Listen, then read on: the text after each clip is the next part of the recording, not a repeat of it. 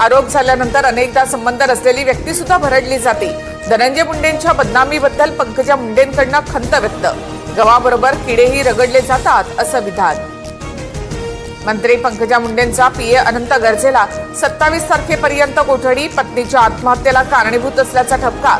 अनंतचे विवाहबाह्य संबंध असल्याचा पत्नी डॉक्टर गौरी पालवेला संशय होता।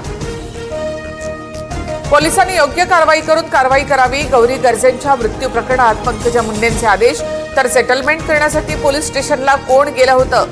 दमानियांचा पंकजा मुंडेंना सवाल। डॉक्टर गौरी गर्जेंच्या पार्थिवावर अहिल्यानगरच्या पाथर्डीमध्ये अंत्यसंस्कार। कौटुंबिक वाद आणि छळामुळे गौरीने आत्महत्या केल्याचा आरोप। पती अनंत गर्जेच्या मुंबईतील घरी फॉरेन्सिक टीमकडून तपास होईल।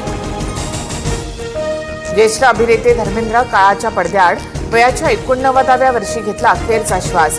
विलेपार्ले येथील स्मशानभूमीत धर्मेंद्र यांच्या पार्थिवावर अंत्यसंस्कार। धर्मेंद्र यांचा पार्थिव पंचतत्वात विलीन।